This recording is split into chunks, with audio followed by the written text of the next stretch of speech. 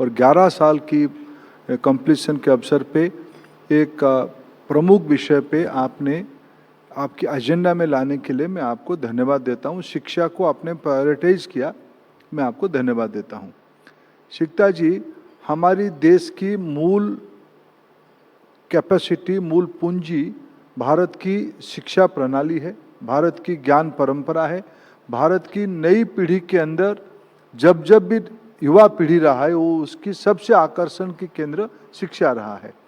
राष्ट्रीय शिक्षा नीति 2020 लगभग 3 दशकों के बाद पहली बार भारतीयता के आधार पे एक दार्शनिक मसौदा, फिलोसॉफिकल डॉक्यूमेंट बनी, जिसमें भारत आने वाले सदियों में 21वीं सेंचुरी में अपना आवश्यकता को कैसे पूरा करे, प्राथमिकता किस पे रहेगी। न केवल भारत, विश्व की वंचित वर्गों की, सामान्य लोगों की भी अपेक्षाओं को कैसे हम ग्लोबल सिटीजन बना के पूरा कर पाए, इस प्रकार की दृष्टि, इस प्रकार की विजन प्रधानमंत्री जी ने राष्ट्रीय शिक्षा नीति 2020 में दिया है। भारत एक युवा समूह की देश है। भारत की विद्यार्थियों की संख्या 30 करोड़ है। 25 करोड़ बच्चे स्कूल में है, 4 करोड़ बच्चे हायर एजुकेशन में है, लगभग 1 करोड़ बच्चे स्किल डेवलपमेंट और अदर कैपेसिटी बिल्डिंग इकोसिस्टम पे है।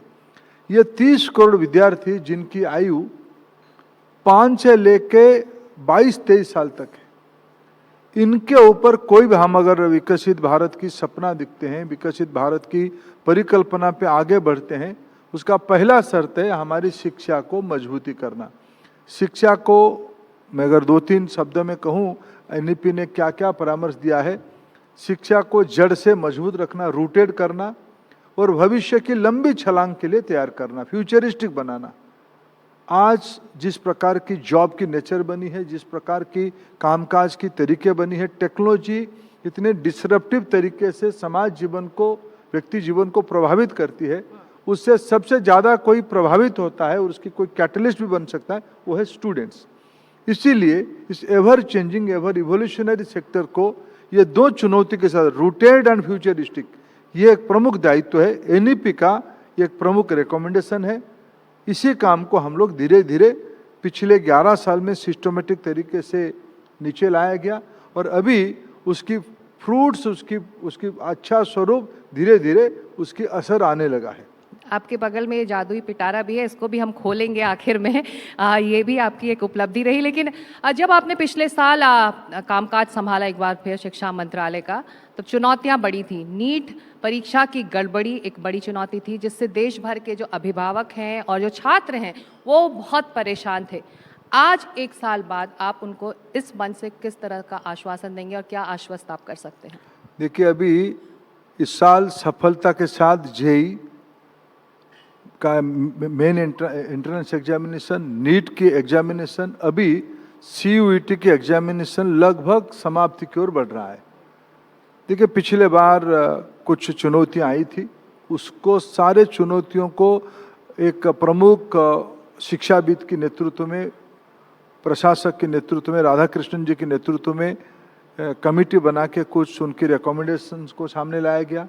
सारा चीज़ों को अमल कर एसओपी स्पष्टता के साथ बनाई गई। गड़बड़ी जीरो हो, zero tolerance to any kind of malpractices, any kind of mismanagement, इसकी एक प्राथमिकता लाया गया। उसके कारण इस बार निर्भुल तरीके से परीक्षा हो पाई है। हमारी देश में लाखों की संख्या में विद्यार्थी परीक्षा देते हैं। जेईई में लगभग 12 लाख विद्यार्थी परीक्षा देते हैं। नीट में इस बार 22 लाख विद्यार्थी परीक्षा दिए हैं। सीयूईटी में भी ऐसे 15 लाख तक विद्यार्थी परीक्षा देते हैं।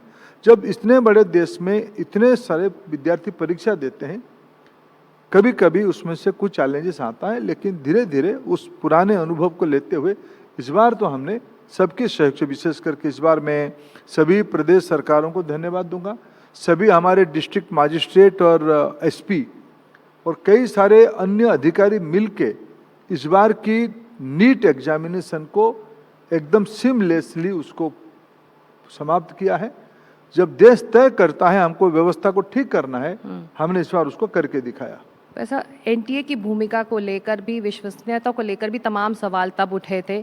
इस वक्त किस तरह का भूल सुधार नेशनल टेस्टिंग एजेंसी ने किया है? देखो, एनटीए की परिकल्पना सुप्रीम कोर्ट ने जब दिया, और एक दुविधा सदैव रहती है कि एक परमानेंट इंस्टीट्यूशन बनाना है या एक परमानेंट पॉलिसी के माध्यम से, एक बदलते हुए व्यक्तियों के माध्यम से उसको परीक्षा कराना। अगर हम एक इंस्टीट्यूशन में ज़्यादा लोग स्थायी रखेंगे, शायद गड़बड़ियों की, रेलवे रिक्रूटमेंट बोर्ड को आखिर क्यों बदलना पड़ा था?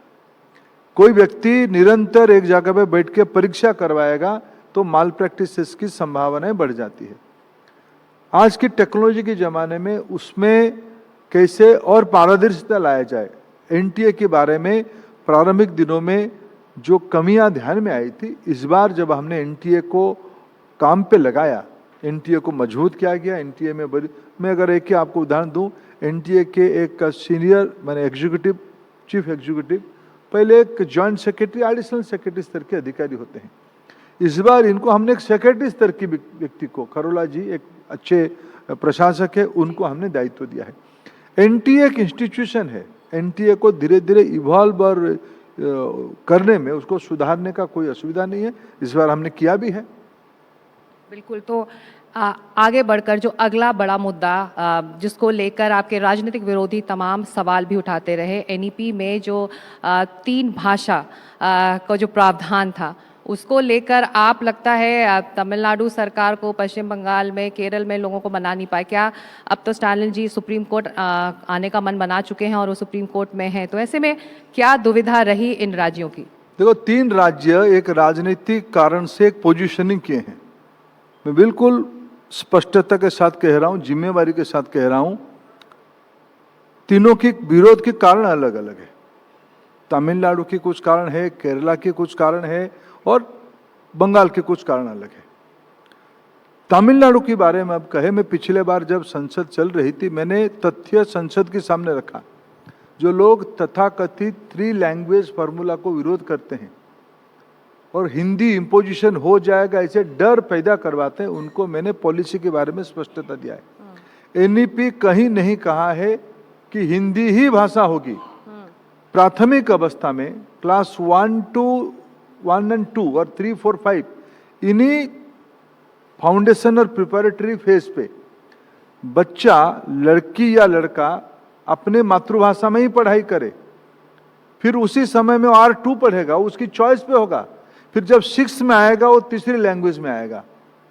आंध्र प्रदेश की मुख्यमंत्री चंद्रबाबू जी ने स्पष्टता से कहा, मेरे राज्य के बच्चों को मैं 10 भाषा सिखाऊंगा।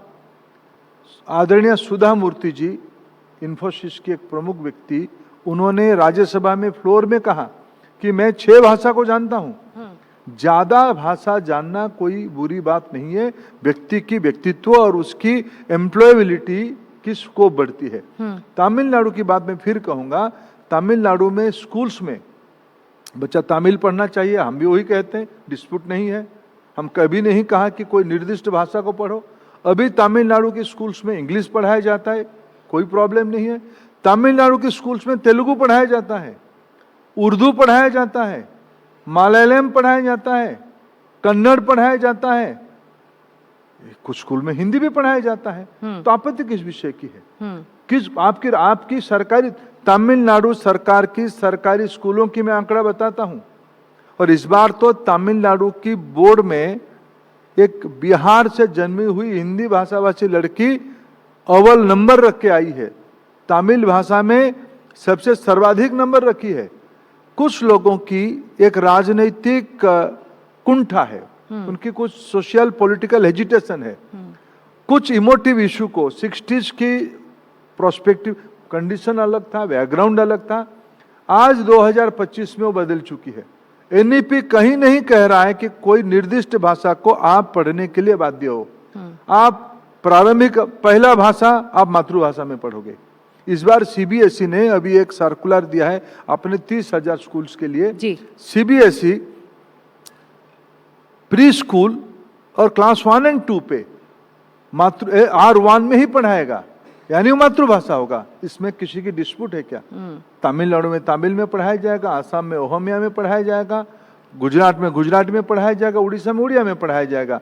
उत्तर प्रदेश में हिंदी में पढ़ाया जाएगा। स्टालिन जी तो कह रहे हैं कि केंद्र सरकार तमिलनाडु के लिए पैसा रोक रही है क्योंकि वो एनईपी ये 3 भाषा देखो, का प्रावधान लागू नहीं करना चाहते इसीलिए। आपकी विरोध राजनीतिक है।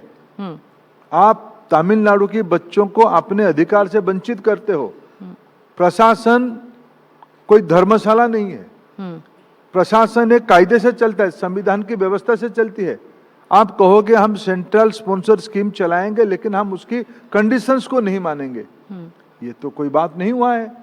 भारत सरकार ने कुछ शर्त रखा है कि भाई आप सेंट्रल स्पॉन्सर स्कीम चलाओगे तो उसकी मानक और शर्त ये रहेगा। राष्ट्रीय शिक्षा नीति आखिर आपके राज्य में, मैं तो आपको प्रमाण के साथ कहा, अभी अभी केरला के शिक्षा मंत्री आए थे। मैं अभी, मेरे मित्र भी हैं, मैं उनकी बयान बाद में मेरे से मिलने के बाद बयान को भी देखा, फिर कोई मैं कचहरी में जाऊंगा, मेरे कोई आपत्ति नहीं है। लेकिन उन्होंने मेरे को जो बता के गया वो और कुछ बात बता के गया। बंगाल, तो मैं आपके बंगाल की बात को इस सारे सार्वजनिक रूप में कितना कहना चाहिए। बंगाल में हमने प्रधानमंत्री पोषण योजना में पैसा नहीं दे पा रहे, नहीं दे रहे, नहीं दे पा रहे हैं। भारत सरकार ने एक व्यवस्था किया है कि आपकी भारत सरकार की पैसा पर्टिकुलर स्कीम के वाइज में आप पीएमएफएस बनाओगे, एक पर्टिकुलर अकाउंट बनाओगे, उस अकाउंट में जाएगा। बंगाल में ये सीएजी ऑडिट करके कहा प्रधानमंत्री पोषण योजना की पैसा वो अपने पार्टी के कार्यकर्ताओं को रिलीफ में बांट दिए जी। अकाउंट्स दिखाए, वो जो रिलीफ की पैसा ट्रांसफर हुआ है, ट्रांसफर अकाउंट कहां से हुई है? पीएम पोषण से हुई है। पीएम पोषण बंगाल में गया है बच्चों को खाद्य देने के लिए। अगर आप उसको आपकी पार्टीबाजी में लगाओगे, कोई नेचुरल कैलामिटी नहीं हुई थी, आपकी पार्टी के अंदर 2 गुटों में झगड़ा हुई, एक गुट को आपको रिलीफ देना था, आपने इसे पैसा लगा दिया। क्या भारत सरकार की गाड़ी कमाई को, लोगों की गाड़ी कमाई को भारत सरकार जो आपको देता है, क्या आप आपकी मनमानी खर्चा करने के लिए देता है? आप शर्त नहीं मानोगे? हम तो कोई राजनीतिक विद्वेष नहीं रखते हैं। बहुत सारे नॉन बीजेपी स्टेट भी उसकी लाभार्थी है। तेलंगाना लेता है, आपकी हिमाचल लेता है, हमें तो कोई आपत्ति नहीं है। धर्मेंद्र जी, जब इस तरह के राजनीतिक विरोध राज्यों से आ रहे हैं तो जो भारत सरकार कह रही है कि 1 nation 1 examination, 1 nation 1 student ID, आपार आईडी को लेकर रजिस्ट्रेशन चालू हैं, तो क्या इस तरह के इम्प्लीमेंटेशन वाकई हो पाएंगे ये जमीन पर? क्योंकि राज्यों में जब आप जाएं तो इस तरह का विरोध होता है। भारत में 36 प्रशासनिक इकाई है, 36 में से राजनीतिक कारण से 3 नहीं ले रहे हैं। तमिलनाडु पीएम पोषण ले ही रहा है, हम मना नहीं कर रहे हैं। केरला पीएम पोषण ले रहे हैं, हम मना नहीं कर रहे हैं। बंगाल को हम पैसा देना चाहते हैं, उनके अकाउंट खाली नहीं हो रहा है। ऐसे ही पैसा ऐसे ही नहीं जाएगा, आपको शर्त मानना पड़ेगा। 3 राज्यों को आप सब राज्य मत मानो। भारत की ज्यादातर राज्य कटिंग अग्रस पार्टी लाइन इसकी समर्थन में है, उसको इम्प्लीमेंट कर रहे हैं और हमें कोई आपत्ति नहीं। हमारी प्रायोरिटी भारत की सभी बच्चों को समृद्ध करना है। कह रहे हैं पैसा मिलेगा, पीएम मिल रहा है और मिलेगा, लेकिन आपको वो तो 2000 करोड़ का आंकड़ा बता रहे हैं अदालत को। देखो, फिर एक अर्ध सत्य में मैं क्या कह पाऊंगा। आपका विरोध है कि हम 2 लैंग्वेज फॉर्मूला लगाते, 3 लैंग्वेज नहीं लगाएंगे। आपके राज्य में लग रहा है। मैं फिर कह रहा हूं, तमिलनाडु की प्रशासन को मेरा ये अनुरोध रहेगा, आपकी तमिल बोर्ड की स्कूल में तमिल पढ़ाया जा रहा है, अच्छी बात है। आप इंग्लिश भी पढ़ा रहे हो, बहुत बढ़िया बात है। आप तेलुगु भी पढ़ा रहे हो, आप बहुत बढ़िया बात है। उसको लिख के देने में क्या आपत्ति है आपको? हम तो कहीं नहीं कह रहे कि हिंदी ही लिखो, 3 भाषा में आपका हिंदी होना चाहिए, हम तो कहीं नहीं कहा है, पॉलिसी ऐसा नहीं कहता है। आप प्रैक्टिस कर रहे हो। आपको एक इमोटिव इश्यू खड़ा करना है, आपको नॉर्थ साउथ डिवीजन करना है, आपको हिंदी नॉन हिंदी एक पोलराइजेशन करना है। इसलिए जो पवन कल्याण जी, आंध्र के डेप्यूटी चीफ मिनिस्टर का अच्छी बात कहा है, आपको तमिल मूवी को, सिनेमा वालों को हिंदी की डबिंग मूवी चलेगी, लेकिन आपको किताबों में अगर ऑल इंडिया स्टूडेंट्स पढ़ना चाहते हैं, आप उसको डिवार करोगे। और हम कहीं हिंदी की इंपोजिशन नहीं कर रहे हैं। एनईपी ऐसा कुछ भी बात नहीं कह रहा है। एनईपी बच्चों के विकास के लिए 6th स्टैंडर्ड से 3 भाषा पढ़ना चाहिए, पढ़ना, ऐसा सुझाव दे रहा है। यही विषय, यही प्रस्ताव है। अब ये मामला अदालत में देखना होगा, अदालत में तमिलनाडु आके क्या कहता है। ग्लोबल एजुकेशन लैंडस्केप की अगर बात करें, भारत सरकार की कोशिश रही है कि जो विदेशी यूनिवर्सिटीज़ हैं, फॉरेन यूनिवर्सिटीज़ हैं, वो यहाँ आएँ और अपना कैंपस यहाँ लगाएं, ताकि जो स्टूडेंट माइग्रेशन बड़ी तादाद में हमारे देश में हो रही है उस पर एक तरह से रोक लगे। हाल ही में आपने तमाम ऐसी यूनिवर्सिटीज़ के नाम बताए हैं मीडिया में जो यहाँ आकर कैंपस सेटअप करना चाहते हैं, चाहे वो लिवरपूल यूनिवर्सिटी हो और दूसरी कई यूनिवर्सिटीज़, लेकिन बड़े नाम अभी भी आने बाकी हैं। आईवी लीग को आना बाकी है, हार्वर्ड को आना बाकी है, MIT को आना बाकी है, LSE को आना बाकी है यूके से, ऑक्सफोर्ड, कैम्ब्रिज को आना बाकी। ये तो एक स्पष्टता मैं आपको तथ्य का करूं, भारत में 4 करोड़ हायर एजुकेशन में बच्चे हैं, उसमें से इन टोटल बाहर जाते हैं पढ़ने के लिए 10 लाख बच्चे। इसलिए ये स्पष्टता हम लोगों के बीच में रहे। भारत की इंस्टीट्यूशंस 1200 यूनिवर्सिटी हैं, 50,000 से ज़्यादा कॉलेजेस हैं, कई सारे फिनिशिंग स्कूल्स है, पॉलिटेक्निक है। भारत के बच्चों को यहाँ पढ़ने के लिए कोई असुविधा नहीं है। कुछ बच्चे हायर स्टडीज़ के लिए, रिसर्च के लिए विदेश की इंस्टीट्यूशन में जाते हैं, उसमें हमारा काफ़ी फॉरेन एक्सचेंज भी खर्चा होता है। और हमने भारत के बच्चों को ग्लोबली कॉम्पिटिटिव करना है, हमको ग्लोबल एजुकेशन मॉडल के साथ चलना पड़ेगा। रिसर्च, इनोवेशन, भारत पिछले 10 साल के अंदर इनोवेशन में 81 स्थान से लेके 81वें स्थान से लेके 39 स्थान तक पहुंचा है। भारत, आपने अभी कहा कि 4th लार्जेस्ट इकोनॉमी बन गया है। भारत दुनिया के सबसे बड़ी स्टार्टअप इकोसिस्टम भारत में है। पिछले 10 साल में DPIT के रजिस्ट्रेशन को अगर हम हिसाब करें तो लगभग 1.5 लाख स्टार्टअप बन चुके हैं। मिनिस्ट्री ऑफ कॉर्पोरेट अफेयर्स की स्टैटिस्टिक्स कहते हैं संख्या 2.5 लाख तक हो रहा है। यह सारा विषय भारत के विद्यार्थियों की है। भारत की इंस्टीट्यूशन, IIT आज विदेश जा रहा है, IIM आज विदेश जा रहा है। भारत की इंटेलेक्चुअल कम्युनिटी आज ग्लोबल एसेट बन चुकी है। हमें विश्व की बड़े बड़े यूनिवर्सिटियों को न्योता दे रहे हैं। इसीलिए हमने, प्रधानमंत्री जी ने NEP में ये कहा गया था इंटरनेशनलाइजेशन होगा एजुकेशन की। प्रधानमंत्री जी ने अनुमति दिया यूनिवर्सिटी रेगुलेशंस को परिवर्तित करके, सुधार करके विदेशी विश्वविद्यालय को अनुमति देने के लिए। अभी कल हमने लिवरपूल ऐसे ही सिकता जी एक प्रमुख यूनिवर्सिटी है, US रैंकिंग में काफ़ी अच्छे रैंक पे खड़े होने वाला यूनिवर्सिटी लिवरपूल है। मैंने कहा कि कल लगभग अभी भारत में 4 फॉरेन यूनिवर्सिटी आ चुके हैं, 2 ऑस्ट्रेलियन यूनिवर्सिटी, 2 UK की यूनिवर्सिटी। आने वाले दिनों में विश्व के अनेक देशों से लगभग 15 यूनिवर्सिटी भारत आ जाएंगे। ऐसे जिन ईवी लीग की जो आपने नाम लिया, लगभग सभी यूनिवर्सिटियों के साथ हमारी कोई ना कोई भारत की IIT, कोई सेंट्रल यूनिवर्सिटी, कोई स्टेट यूनिवर्सिटी की एकेडमिक टाई अप है। हम भारत की बच्चों को एक ग्लोबल एक्सपोजर देना चाहते हैं, हमारी इकोनॉमिक कंडीशन पे ही हम देना चाहते हैं। और हम अपने देश में भी काफ़ी अच्छे प्राइवेट यूनिवर्सिटी भी आ चुके हैं। हम भारत में यूनिवर्सिटी एजुकेशन को, हायर एजुकेशन को सिर्फ डिग्री सर्टिफिकेट से आगे कुछ ऐसे नाम बढ़ाते धर्मेंद्र जी आप बता सकते हैं जो अभी हाल फिलहाल में आए? अब लिवरपूल तो आपने कल ही अनाउंस किया था, डिकेन आ चुका है, उलंगुंग आ चुका है, साउथहैम्पटन आ चुका है, ये 4 तो आ चुके हैं। बाकी महाराष्ट्र में कुछ आने वाले हैं, आप इंतजार करिए। लखनऊ में मैं जाऊंगा कुछ दिनों के बाद, हम वहां भी कुछ अनाउंस करेंगे। कई सारे यूनिवर्सिटी, कई लोगों का हमारी और उनकी, हमारी UGC और उन यूनिवर्सिटियों के बीच में चर्चा चल रही है। मेरे पास जो जानकारी है वो संख्या कुल मिला के 15 तक हो जाएगा।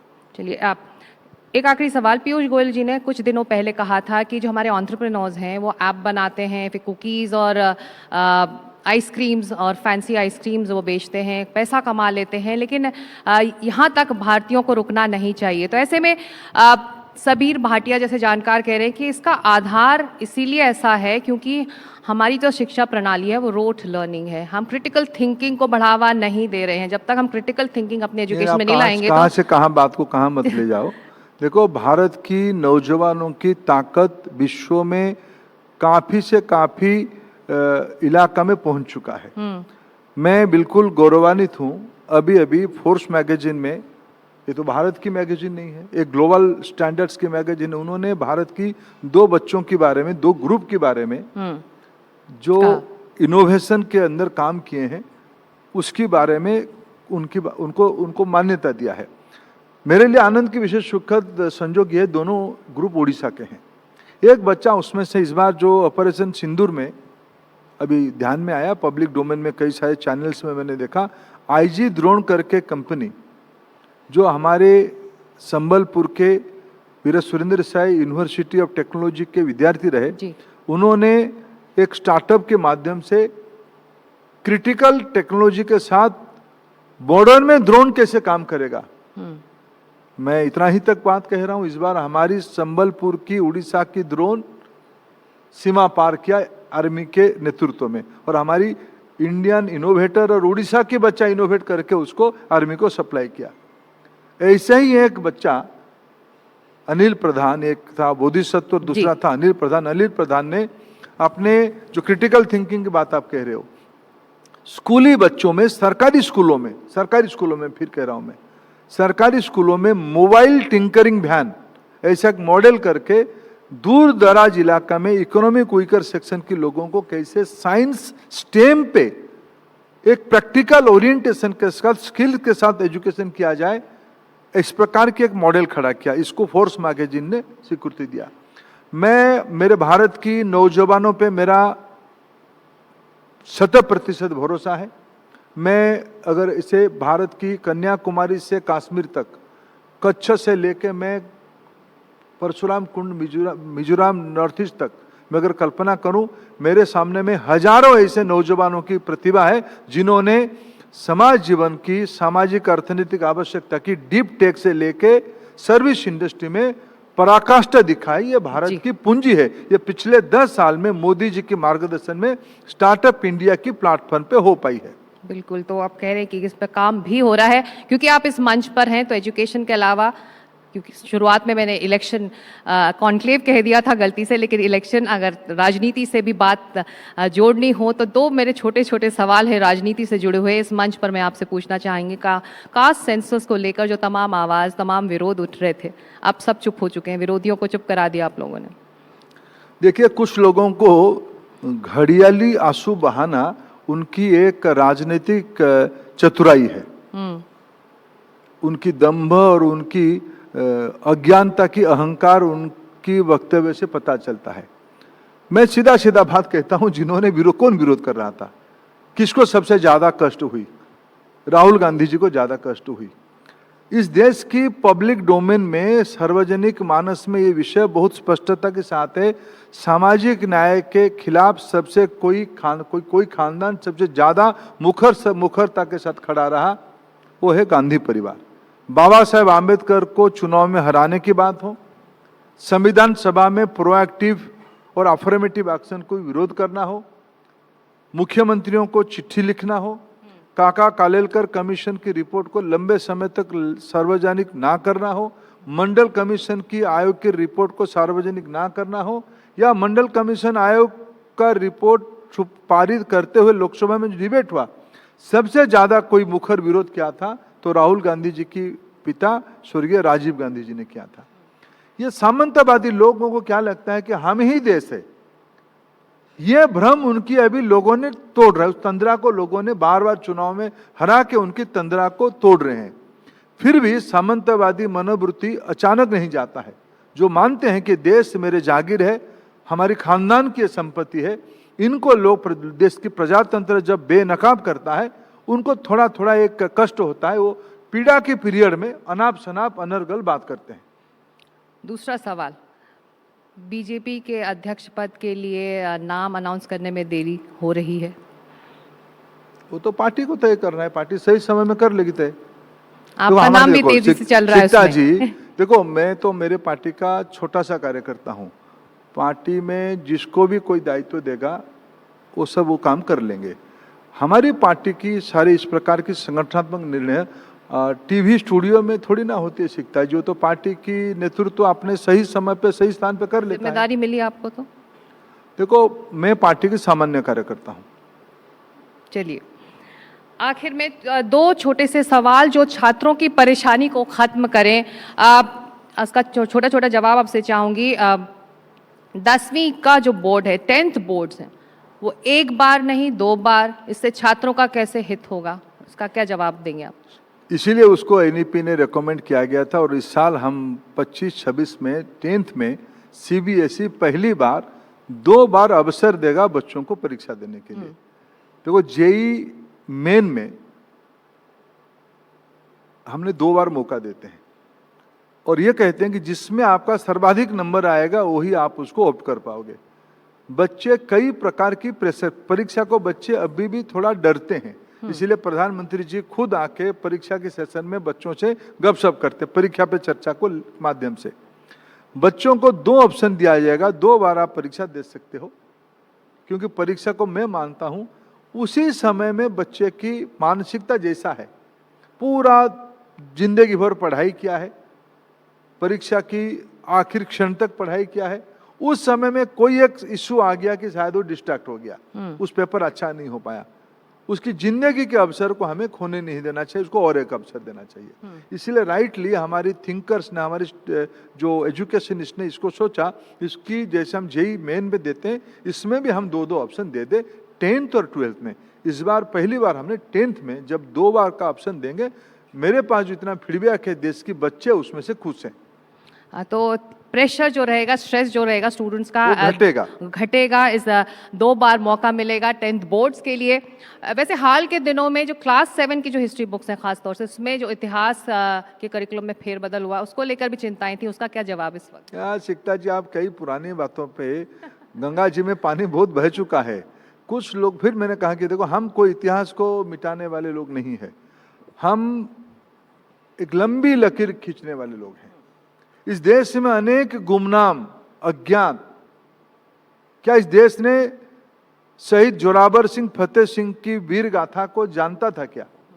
कुछ लोग जानते थे क्या? कोहिमा के बच्चे जानते थे वीर गाथा में इन दोनों के बारे में क्या वीर गाथा है? क्या आप बाजी राउत के बारे में इस हॉल में सब लोग जानते हैं क्या? क्या एलारू सीताराम राजू के बारे में आंध्र के बाहर लोग जानते हैं क्या? हम इतिहास की इस गुमनाम अदाकारों को देश की नई पीढ़ियों के सामने ले आने की काम कर रहे हैं। उसमें कुछ लोगों को लगता है कि भाई इसकी आप डिसप्रोपोर्शनेट क्यों कर, उनको क्यों ला रहे हो, ये उनकी सोच है। हमें इस देश की भविष्य क्या होता है, इतिहास भविष्य में चलने के लिए दर्पण के रूप में काम करता है। हम अपने इतिहास को सही प्रोस्पेक्टिव में दिखाना ये हमारी दायित्व है, क्योंकि हमको भविष्य को और प्रभावशाली और स्पष्ट करना है। बिल्कुल। और आप कह रहे हैं कि आगे देखें तो ऑपरेशन सिंदूर राजस्थान सरकार ने अपने पाठ्यक्रम में शामिल किया है, उत्तराखंड में भी कुछ ऐसे फैसले हो रहे हैं, दिल्ली की सरकार इस पर काम कर रही है, मध्य प्रदेश में ऐसी मांग उठ रही है। तो एनसीईआरटी की किताब में ऑपरेशन सिंदूर एक पार्ट होगा, एक लेसन होगा। देखिए, देश की गौरव, देश की पराक्रम, देश की शक्ति बढ़ाने के लिए जो जो विषय में हमारी श्रद्धा है वो सारे बच्चों के अंदर आनी चाहिए। उसमें जिन जिन राज्य सरकार ने उसमें पहल किया है वो उनको अच्छा काम किया है। निश्चित रूप में एनसीईआरटी भी ऐसे विषय में ध्यान देते आए हैं, ये सारा विषय को एनसीईआरटी भी ध्यान देगी। जादुई पिटारा आपके बगल में है, जाते जाते इसको समझाते चलिए हम सब, हमको, हमारे दर्शकों को, लाइव ऑडियंस को। देखिए, हम अभी पहली बार इस देश में, हमारी विशेषज्ञों ने, एक्सपर्ट ने एक परामर्श दिया एनईपी में, बच्चे की मानसिक विकास जब वो अर्ली स्टेज में रहता है, 5 साल के अंदर वो रहता है, उसकी 80-85% ब्रेन डेवलपमेंट हो जाता है। इसीलिए हमारी देश में व्यवस्था क्या थी, न्यूट्रिशन को महत्व देते हुए आंगनबाड़ी की व्यवस्था था।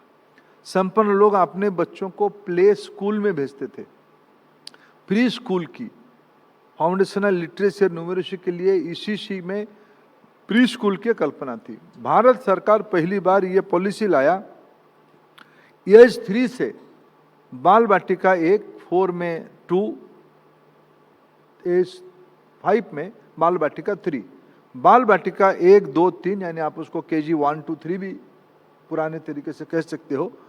ये 3 एज ग्रुप में बच्चों को कोई पढ़ाई का बोझ ना देते हुए उनको songs, drama, story telling, dance, ये सारे में जादू, ये सारे में उनकी एफएलएन कैपेसिटी बढ़े, वो शब्द संयोजना में आए, वो न्यूमरोलॉजी को पहचाने, मैथमेटिक्स की प्राइमरी चीज़ों में घुसे, गिनती करना उनको आए, ये सब उनको खेल खेल में सिखाने की व्यवस्था जो है, इसको एनईपी ने कहा है ये बच्चों के लिए, बच्चों को जादू के प्रति आकर्षण रहता है, इसीलिए बच्चों के लिए पढ़ाई को बोझ ना मानते हुए खेल मानना, इसीलिए उसको जादू की पिटारा कहा गया है। इसीलिए जादू का पिटारा। बहुत शुक्रिया, आपने हमारे लिए वक्त निकाला इस कॉन्क्लेव से आप जुड़े। धन्यवाद। धर्मा, बहुत शुक्रिया।